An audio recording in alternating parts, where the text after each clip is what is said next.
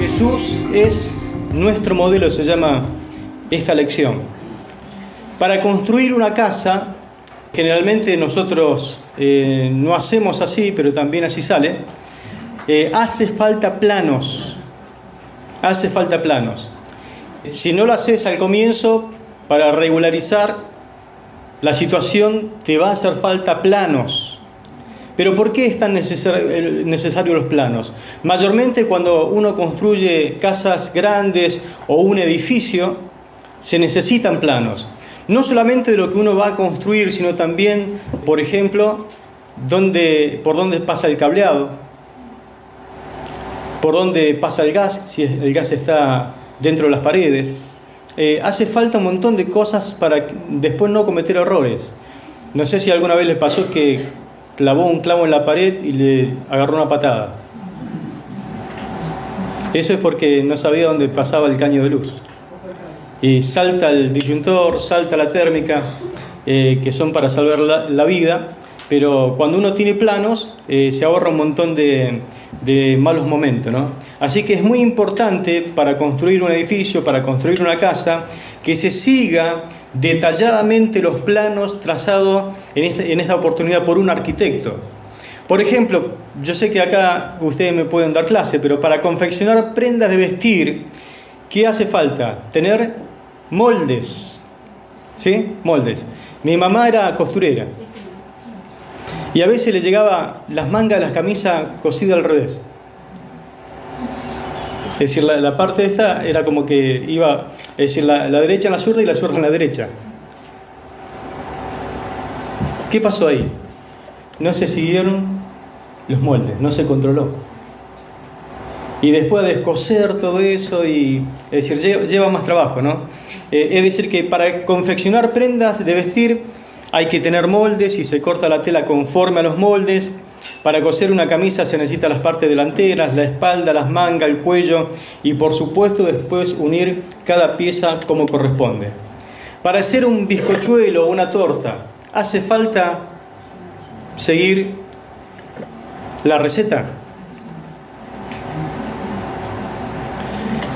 Vieron que uno pregunta, ¿y cómo lo prepara? ¿Cómo hace? Y le pone un poquito de esto, un poquito de aquello. Pero ¿cuánto es la medida? Y así te dicen, como que lo hacen con... ¿Y qué es lo que uno pregunta cuando es novato? ¿Cuántos gramos? ¿Cuántos litros? ¿Por qué? Porque no quiere errarle. Pero si uno quiere hacer una torta, por ejemplo, acá yo le puse una medida. ¿Se puede poner 3 tazas de azúcar y media cucharada de harina?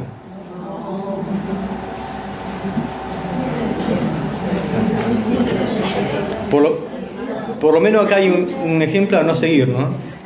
¿Por qué? Porque no va a salir bien. No solamente importan los ingredientes, sino también el tiempo de la mezcla, el tiempo del horno y todas esas cosas que uno tiene que respetar. Uno podría seguir dando infinidades de ejemplos, porque en cada aspecto de la vida hay que seguir planos, hay que seguir modelos y hay que regirse por normas y reglas. Si esto es importante para la vida pasajera, para lo trivial, podríamos decir que no tiene tanta importancia en el plano eterno, ¿cuánto más en lo que respecta a la eternidad? Por eso el apóstol Pablo escribió a los Efesios lo siguiente, Efesios capítulo 5, versículo 15 y 16. Dice, mirad pues con diligencia cómo andéis. Y acá yo lo subrayé, no como necios, sino como sabios, aprovechando bien el tiempo, porque los días son malos. Y en estos días, no sé si a ustedes les pasa, pero los que ya pasamos medio siglo de vida, nos damos cuenta que parece que los días están más malos que antes. Otra versión lo dice de esta forma, tengan cuidado de cómo se comportan. Y me gusta esta versión como lo pone, dice, vivan como gente que piensa lo que hace. Repito, vivan como gente que piensa lo que hace. Otra versión pone inteligentes, es decir, que deberíamos vivir como personas inteligentes. Perdónenme el énfasis que pongo y hago, porque en este tiempo no se vive como personas inteligentes. Se vive y no se piensa lo que hace. Y le estoy hablando a ustedes como obrero. Y esta versión lo pone así, no sé si suena fuerte, pero en realidad es un sinónimo. No vivan como tontos. Suena medio fuerte, ¿no? Porque parece un insulto, pero es un sinónimo de necio. Verso 16 dice: aprovechen cada oportunidad que tengan de hacer el bien, porque estamos viviendo tiempos muy malos. Eso es lo que Pablo le trataba de decir a la iglesia de Éfeso, para que llamarlo a despertar, para que no desaprovechen el tiempo, para que ellos vivan como personas inteligentes. A la iglesia de Colosa, que es, vamos a decir, como un paralelo de la carta a los Efesios, exhortó en el capítulo 1, verso 10, que anduvieran, dice, como es digno del Señor, agradándole en todo. Y quiero resaltar esta porción del versículo: llevando fruto en toda buena obra. Llevando fruto, es lo que Dios quiere de tu vida. Dios quiere que lleves fruto en toda buena obra. Una versión lo dice: porque harán toda clase de cosas buenas. Y otra dice: y sus vidas producirán toda clase de buenos frutos. Como es digno del Señor, agradándolo en todo, llevando fruto en toda buena obra y creciendo en el conocimiento de Dios. Es decir, que tenemos que conocer cada día y mejor a Dios. ¿Cómo podemos entonces andar sabiamente agradando a Dios, llevando fruto, creciendo en el conocimiento de Dios, como en todos los otros aspectos de la vida? Debemos seguir un modelo. ¿Y qué mejor modelo que el modelo de nuestro Señor Jesucristo? Así que a continuación quiero que veamos algunos detalles de la vida de Cristo, especialmente que son importantes para nosotros como padres, los que son padres, y maestros para aquellos que tienen a cargo la enseñanza de los chicos en diferentes modelos. Así como nosotros seguimos el ejemplo de Cristo, va a haber niños, va a haber preadolescentes, adolescentes, jóvenes, que sigan nuestro ejemplo. Dice 1 Corintios capítulo 11, versículo 1: sed imitadores de mí, como así yo de Cristo. Sean imitadores de mí, como así yo de Cristo. Esto lo escribe Pablo a los Corintios, y es muy interesante este versículo, porque Pablo le está dando una orden, le está poniendo mucho énfasis a esto, y hay un mandamiento, dice: sed imitadores de mí. Dicho en otras palabras, imítenme, porque el que me imita a mí va a imitar a Jesucristo. ¿Podrías decir a tus hijos o a tus alumnos que te imiten, porque imitándote a ti van a imitar a Cristo? Porque de eso se trata cuando uno aplica el versículo a nuestra vida, ¿no? Puedo yo pararme y decirle: imítenme a mí, hagan todo lo que yo hago, sean como yo soy, porque el que me imita a mí va a estar imitando a Cristo. Así de fuertes fueron las palabras de Pablo a esta iglesia. Y es lo que nosotros tenemos que en esta mañana considerar, porque es lo que Dios nos manda en su palabra. Cristo padeció por nosotros, dice en 1 Pedro 2:21, dándonos ejemplo para que sigamos sus pisadas. Tenemos un ejemplo a seguir, y es lo que nosotros vamos a ir mirando con la ayuda del Señor y detenidamente. Pero también quiero compartirles 1 Timoteo 4:12, donde Pablo le está mandando una epístola a su hijo espiritual Timoteo, y le da una serie de recomendaciones que dice 1 Timoteo 4:12 que él quería que sea ejemplo de los creyentes. ¿Ejemplo en qué? Ejemplo en palabra, en conducta, en amor, en espíritu, en fe y en pureza. Por lo menos son 6 aspectos donde uno tiene que ser ejemplo, es llamado a ser ejemplo.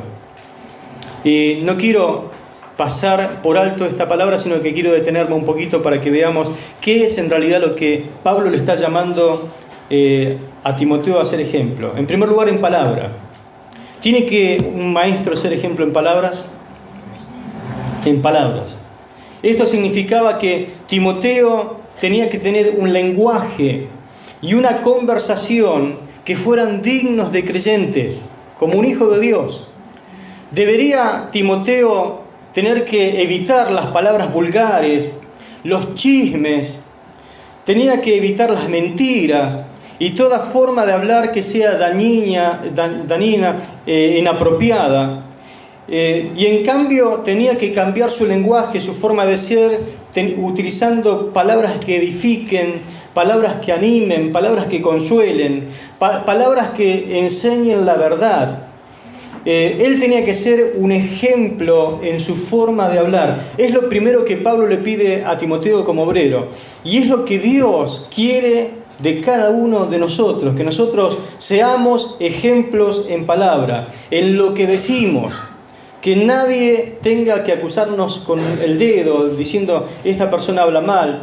Qué triste es escuchar a un obrero de Dios hablar en forma inapropiada. Eso te degrada, te quita la autoridad, te hace perder la confianza. El pastor o alguien que tenga que ponerte a cargo de algo lo va a pensar más de una vez, 2 veces, 3 veces, te va a medir, te va a probar a ver cómo reaccionás. Yo tengo una forma de probar a mis obreros. Los llevo a jugar al fútbol. Y ahí me doy cuenta cómo ellos reaccionan ante la fricción. Y más de una vez tuvimos, porque entre todos hacemos, de llamarle la atención a algunos. Hasta que llegó un momento en que algunos lo sacamos del servicio, porque no puede tener ese lenguaje. Y aunque parezca algo injusto que le pasa o que le hacen, no puede racionar de esa forma. No puede, porque es un obrero, porque representa a Cristo. Aún jugando, aún en la aflicción, donde sea, no podés reaccionar de la forma que reaccionan las personas de esta sociedad que no tienen a Cristo. Tenemos que ser ejemplo. Amén. Lo segundo que Pablo le pide es que sea ejemplo en conducta. Timoteo debía llevar una vida que reflejara los valores, los principios de su fe. En otras palabras, vivir como un creyente, como un hijo de Dios. ¿Pide mucho el Señor? Vivir como un hijo de Dios. Representar esos valores en tu vida diaria de lo que crees. Esto implica que deberías ser íntegro, honesto, amable, respetuoso en sus acciones diarias. Claro que debería Timoteo, como cada uno de nosotros, evitar todo tipo de comportamiento inmoral, andar en el robo, en el engaño, y en lugar de eso vivir una vida de rectitud, de justicia. Dios quiere de cada uno de nosotros en esta mañana que vivamos una vida ejemplar, que seamos ejemplo en nuestra conducta, en nuestra forma de vivir. Dios te ve en todo momento. No podés robarte algo de donde trabajás, porque Dios te ve, aunque nadie te vea, aunque parezca algo que te resulta atractivo, porque el hurto es así. Llevarte cosas, sustraer cosas sin que nadie te vea. Tu integridad tiene que ser total. Porque después, cuando te parás frente a un auditorio, te tiene que respaldar la autoridad moral y la autoridad divina. Pablo le dice, sé ejemplo en amor. Sé ejemplo en amor.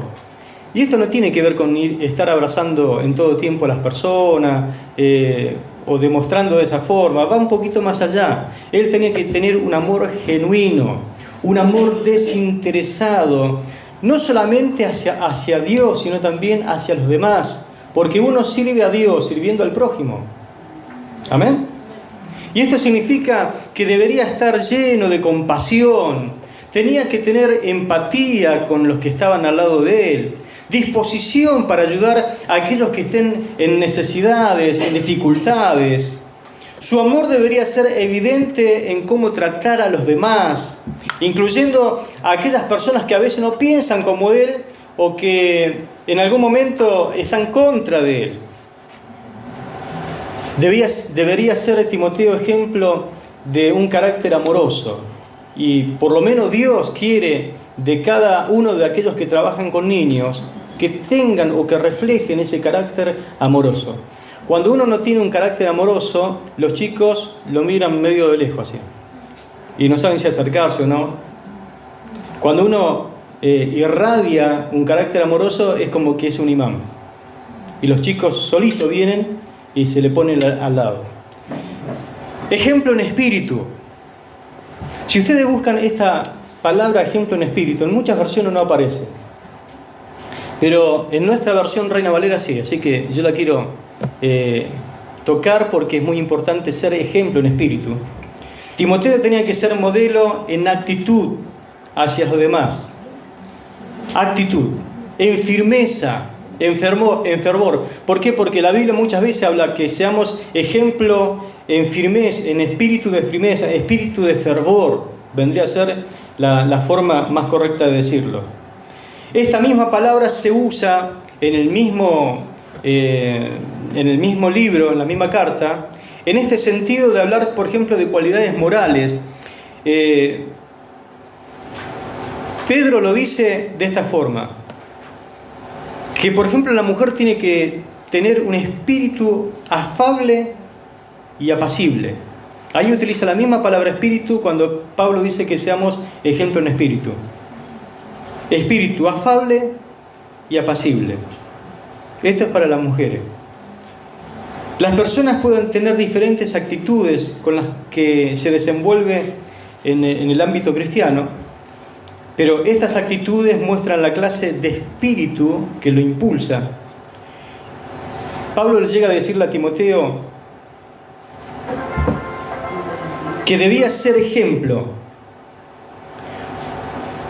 ante toda persona, ante la iglesia, porque Dios no nos ha dado espíritu de cobardía, sino de poder, de amor y de dominio propio.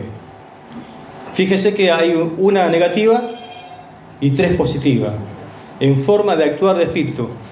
Y esa palabra espíritu, fíjese que aparece con minúscula. Es decir, que está hablando de una cualidad necesaria, una actitud que uno tiene que tener. Un espíritu de cobardía va a opacar el espíritu de poder, de amor y de dominio propio. Pablo le está como tirando la oreja a Timoteo, le dice, mira, cambia de actitud. Vos sos una persona que está sirviendo. No podés tener o dejarte conducir o dejarte influenciar por el espíritu de cobardía. Porque Dios, a través de su Espíritu Santo, nos ha capacitado y te puede influenciar de tal forma que tengas espíritu de poder, de amor y de dominio propio. No sé si a ustedes les toca a veces lidiar con gente que es apática, que uno le manda a hacer algo y enseguida como que baja el brazo así. Y le manda a decir algo y no tiene ni ánimo de responderte, solamente mueve la cabeza así. Como diciendo, ¿otra vez yo? ¿No hay otro para mandar? Siempre tengo que hacer las cosas yo. ¿Y por qué me mandan a mí? Ese es el espíritu que Pablo dice, ese es el espíritu que tienen que cambiar. La actitud. Y muchas veces, si uno lo toma, vamos a decir del otro extremo, vamos a decir, gracias a Dios que tengo la oportunidad, gracias a Dios que me eligen a mí, gracias a Dios que otra vez me dan confianza o me restablecen la oportunidad de poderle servir al Señor. Ser ejemplo en actitud, pero también ejemplo de fe. Timoteo tenía que tener una fe sólida y confiable en Dios. Esto implica confiar en las promesas de Dios. Esto significa obedecer los mandamientos de Dios y depender de Él en toda circunstancia. Nosotros que servimos al Señor en el área donde Dios nos ha confiado, tenemos que inspirar fe en aquellos que están a nuestro alrededor. Si a un chico le duele algo, ¿qué le vamos a decir? Que Dios lo puede sanar. Y ahí nomás le impone la mano y le ora por él. Y el chico se sana porque te cree. Por lo menos así siempre me pasó en casa. Venían, papi, me duele esto, o mami, me duele esto. Y, ¿crees que Dios te puede sanar? Y mira, así como, bueno, cerra el ojo y oramos. Y oramos y nos libramos del médico. Pero si uno los cría así, cuando sean grandes van a recurrir siempre a Dios primero antes que el médico. Amén. Entonces, tenemos que ser personas que seamos ejemplo en fe. Su fe debería ser visible en su vida cotidiana, mostrando su confianza puesta en Dios y no en las circunstancias o en uno mismo. Hay veces que Dios quiere hacernos crecer en fe. ¿Cuántos crecieron en fe en el tiempo de la pandemia? Vieron que cuando hay una prueba general, hay diferentes reacciones. Hay gente que cierra la puerta y se muere solo adentro. Y cerró y ni siquiera tiene ganas de ir a comprar mercadería al supermercado porque dice, me contagio y me muero. Así nomás. A mí me tocó trabajar más que nunca en la iglesia en el tiempo de la pandemia. Porque tenía que salir a repartir la mercadería que los hermanos traían para ayudar a los necesitados. Nadie quería ir. Me dice, no, pastor, oramos por usted y vaya usted. Dios lo va a usar. Pero yo no tenía problema ni miedo, así que gracias a Dios pudimos ayudar a cuanto necesitado había. Pero uno como pastor también sabe que pastor sin iglesia o sin templo es medio complicado, ¿no? Porque es el medio donde uno se mueve y está, siempre. Es decir, la iglesia y el pastor es como uno. Pero en ese tiempo nosotros, por ejemplo, hasta económicamente crecimos el doble. Y uno dice, pero ¿cómo? Y lo que pasa es que empezamos a llegar por los medios de comunicación, con la predicación, a muchas personas que fue un tiempo donde muchos volvieron a Cristo. Y decía, pastor, tengo como 6 meses de diezmo acumulado. ¿Lo puedo llevar? Sí, le dije. Lo recibimos. No, porque siempre quería volver a Cristo, pero ahora me decidí. En la pandemia, algunos lo acorraló entre la espada y la pared. Y venían a Cristo trayendo sus ofrendas y sus diezmos. Pero la vida diaria te desafía a que confíes en el Señor. Hoy, con la circunstancia que nos toca vivir en el país, con la economía como está, ¿dónde vamos a poner nuestra confianza? ¿En un hombre? ¿En un partido político? ¿En el dinero? Es decir, el dólar, nuestro peso, o la depositamos en aquel que realmente está sentado en el trono y todavía reina con poder, nuestro Dios, que cuida de sus hijos, no importando el partido de turno que le toque dirigir los destinos del país, Él cuida de sus hijos, Él cuida de los suyos. El Señor es mi pastor, nada me faltará. Amén. Y eso tenemos que transmitirle a los chicos. Si no, le transmitimos la falta de confianza, la incredulidad, el fastidio que podemos transmitir de lo que nos pasa, y no somos mejores que las personas incrédulas o de esta sociedad que no tienen a Cristo. Entonces, Pablo le dice a Timoteo, sé ejemplo en fe. Practica tu fe. Y Dios en esta mañana te dice lo mismo. Practica tu fe delante de los chicos que tenés adelante. Amén. Y eso le vas a impartir. Dios es Dios en toda circunstancia que nos toque vivir. Sé ejemplo en la confianza en Dios. Pero también una cosa interesante es que tenemos que ser ejemplo en pureza. Ejemplo en pureza. ¿Los chicos sufren la flagela de la impureza de los grandes? Ayer se detectó, o anteayer creo que fue, una red mundial de pornografía infantil.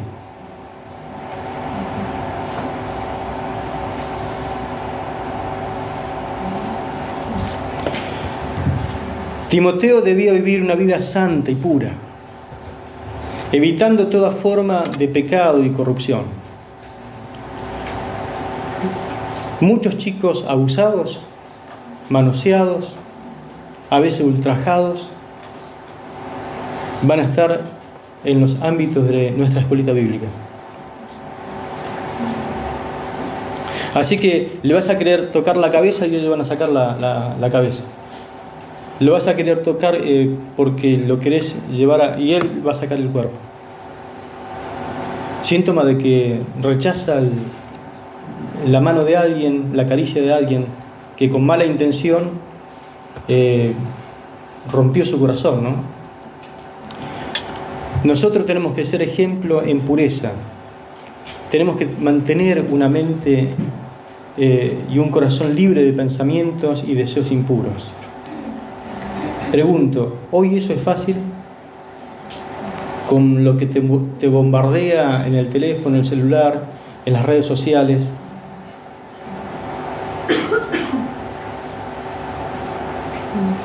Claro que no hay que dejarse vencer y poner todos los filtros posibles. Y todo lo que puedas hacer en cuanto a pureza, hacelo. Porque el enemigo no va a dudar un minuto en ponerte pensamientos que no son de Dios, hacerte ver cosas que realmente no son de Dios. Y no sé por qué, pero muchos de los que trabajan cuidando chicos en esta sociedad, a nivel gubernamental o donde sea, cualquier establecimiento, son los mismos que lo terminan violando o abusando de ellos. Dios quiere que nunca eso pase en nuestras escuelas bíblicas. Que al contrario seamos un lugar donde los chicos sean sanados en el corazón, sean rescatados y entiendan que realmente el Señor tiene un propósito con su vida. Sé limpio entonces en tu limpio proceder. Así como Timoteo, nosotros también como maestros de escuela bíblica, como personas que servimos al Señor, somos llamados a ser ejemplo en lenguaje, en comportamiento, en espíritu, en amor, fe, pureza. Estos principios básicos deben guiar la vida de todos los creyentes, inclusive de aquellos que servimos al Señor en cualquier área, aún de la escuela bíblica, porque es tan importante el que da la lección, como el colaborador, como el que hace la leche, como el que la reparte. Y además tienes la responsabilidad de dar testimonio a otros a través de tu estilo de vida. Así que vale la pena que examinemos nuestra vida a la luz de estas palabras, pero más que nada a la luz del ejemplo que nos ha dado nuestro Señor y amado Jesucristo.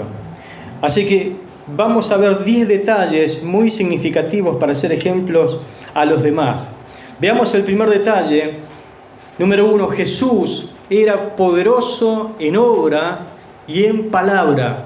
Repito, Jesús era poderoso en obra y en palabra. Lucas 24:19 dice, Jesús Nazareno, que fue varón profeta, poderoso en obra y en palabra delante de Dios y de todo el pueblo. Ahora, ¿cómo lo demostró? Jesús, ¿cómo demostró ser poderoso en obras y en palabras en aquel tiempo? Lo demostró de diversas maneras. En primer lugar, a través de sanidades y milagros portentosos o asombrosos. Jesús realizó numerosas sanidades milagrosas, sanó a personas enfermas de enfermedades físicas, enfermedades mentales. Esto incluye, por ejemplo, la curación de un hombre paralítico, la restauración de la vista a un ciego. Inclusive hasta los evangelios registran la resurrección de Lázaro entre los muertos después de 4 días de haber estado muerto. En segundo lugar, a través de liberaciones sobrenaturales. Liberaciones sobrenaturales. Pregunto, ¿puede ser que haya algún chico atormentado por demonios? Bien. Jesús expulsó los demonios de muchas personas poseídas. Esto demostró su autoridad, demostró su poder sobre fuerzas malignas espirituales. Un ejemplo destacado que lo marca los evangelios sinópticos, Mateo, Marcos, inclusive Lucas, dice que un hombre echó fuera legiones de demonios. Imagínense la cantidad de fuerza espiritual maligna que puede entrar a controlar la personalidad de una persona, sea esta grande o chica. Jesús demostró que Él era poderoso en fuerzas y ejemplo en palabra, controlando la naturaleza. Él tenía control sobre la naturaleza. Jesús demostró calmar el mar en Galilea, inclusive multiplicar los panes y los peces para alimentar a miles de personas. Hay cosas que a veces uno no las entiende, ¿no? Pero Dios a veces te hace o te impulsa a orar o a hacer cosas que realmente por ahí no puedes hacer. Yo nunca me voy a olvidar, porque nuestros cultos eran afuera. Cuando estábamos en la carpa, tuvimos que devolver la carpa. Empezamos la construcción del templo y hubo un día que había tanto mosquito que no se podía tener el culto. No sé si alguno recuerda los que están acá. Terrible, uno abría la boca así para cantar y se tragaban los mosquitos. Quería hacer algo y era como, no sé si hay momentos donde una nube de mosquito baja. Dice mi hermano Jorge, dice, vamos a orar para que Dios se lleve los mosquitos. Porque era imposible. A él justamente le tocaba dirigir la alabanza. Así que hice una oración. Yo digo, si no pasa nada. Porque por ahí soy medio incrédulo. Y oró al Señor. Y empezamos a cantar y empezamos a seguir cantando. De repente cambió el clima. Y se puso frío porque empezó a soplar un viento sur. No quedó un mosquito. Y los hermanos se agarraban porque habían venido todos desabrigados. Pero por lo menos no teníamos mosquitos. Puede ser que Dios tenga control de la naturaleza, que por ahí nos ayude en alguna situación. ¿Sí? A nosotros acá en Casilda una vuelta hicimos una jornada con los jóvenes en una quinta, y resulta que habíamos quedado de que todos lleven para comer, vamos a hacer algo a la canasta, y nadie entendió, y llevaron la canasta nomás. Y la hermana que vivía en el campo dice, bueno, yo aunque sea hice unas pizzas, y una plancha de pizza de horno, ¿sí? Y era lo único que había, y éramos un montón de jóvenes. Le digo, gracias hermana. Dice, y oremos, dice, para que el Señor multiplique. Sí, oremos, le digo, oremos. Y cerramos todos los ojos, y me acuerdo del hermano de Olga, me mira, y dice, ¿ora? Y oramos, Señor, multiplica. Y cierra los estómagos, ¿eh?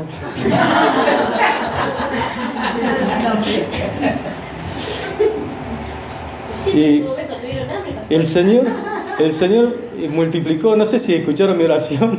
Amén, gloria a Dios. Que no comieran tanto, pero sobró. Sobró, éramos como 19 jóvenes, me acuerdo. Y sobró, es decir, sobró, y nosotros nos mirábamos con el hermano de Olga y decíamos, no puede ser, sí, sobró. Y la pizza estaba riquísima. Porque a veces uno no come porque está fea. Pero no, estaba riquísima. La hermana del campo cocinaba muy rico. Pero hay veces donde la situación te impulsa a creer lo imposible. Que si Dios no hace algo, estamos fritos. Pasamos vergüenza, no. Pero el que cree en Él jamás será avergonzado. Amén. Amén. Así que hay situaciones donde tenemos que sacar a relucir la fuerza y la fe que tenemos en el Señor. ¿De qué otra forma el Señor manifestó? Con sus enseñanzas poderosas. Jesús, dice la Biblia, que enseñaba con autoridad y sabiduría. La gente quedaba impactada profundamente cuando oía sus enseñanzas. Tenemos la gran enseñanza del Sermón del Monte, capítulo 5 al 7 de Mateo. Las parábolas que lo dejaban a la gente pensando y bastante preocupado por lo que escuchaban. Ahí el Señor le revelaba, enseñaba enseñanzas profundas, e inclusive eso que Él enseñaba desafiaba la tradición del momento, la mentalidad y la forma de pensar establecida por un sistema en decadencia como el judaísmo, que le agregaban un montón de cosas a la ley que hacían que la ley fuera en ese momento tan pesada que ni siquiera los mismos que enseñaban la querían poner por obra a la... ¿2 menos cuarto? Bien. Avísenme porque yo no tengo el reloj acá. ¿Dónde está? Ah, bien. Bien. Gloria a Dios. Yo me voy guiando. Inclusive el Señor lo demostró a través de la resurrección. Él demostró tener poder sobre la muerte. Su victoria sobre la muerte confirmó su poder divino, esa capacidad para poder ofrecer a todo hombre y toda mujer la vida eterna si creen en Él. Es decir, que Jesús demostró su poder mediante milagros, sanidades, su autoridad sobre los demonios, la naturaleza, esa enseñanza impactante que Él tuvo, su resurrección, dejando claro que era mucho más que un maestro y un profeta común.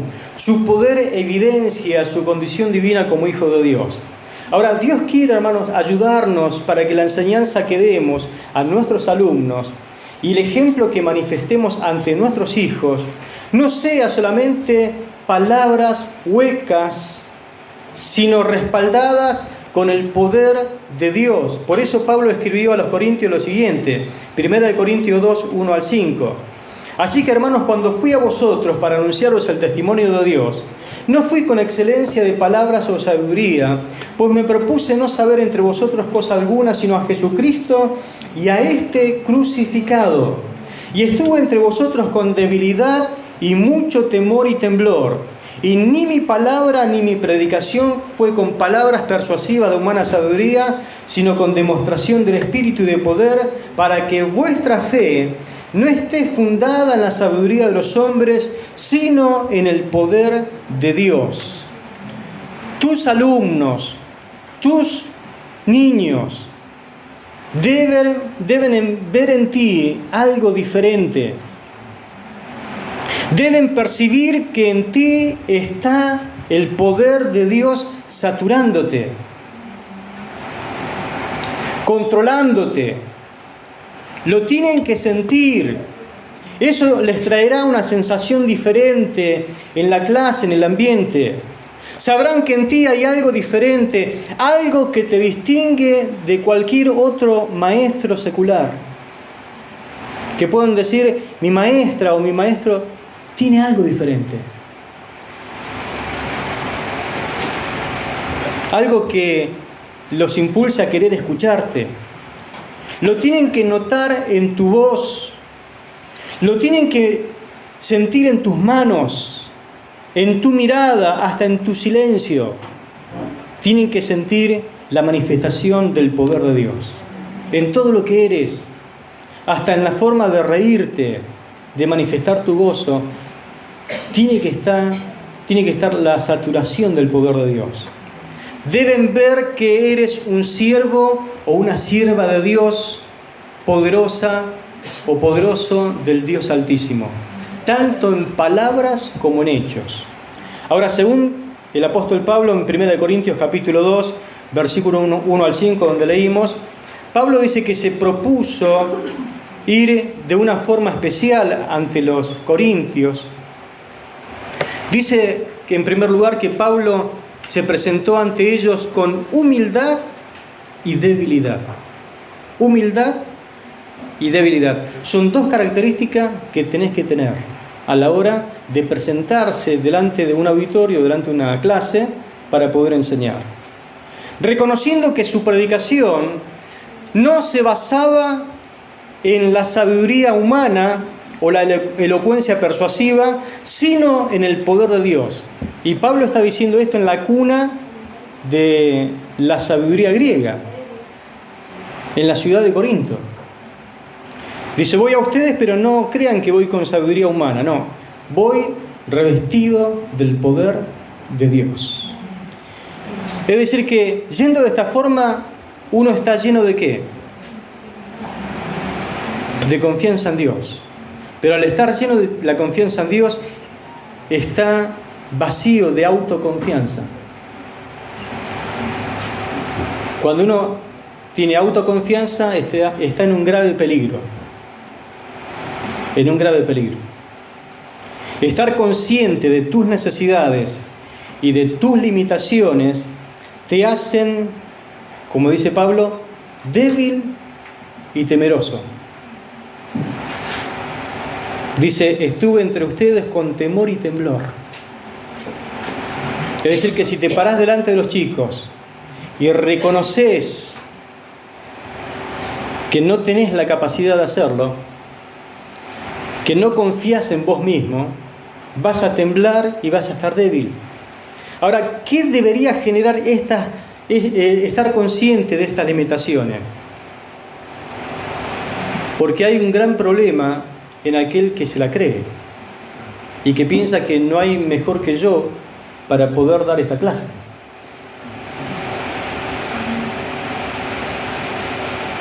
Como alguno una vuelta me expresó, dice, por fin pastor se dio cuenta a quién poner. Y ahí nomás le dije, perdón, ahora me di cuenta que no tengo que poner.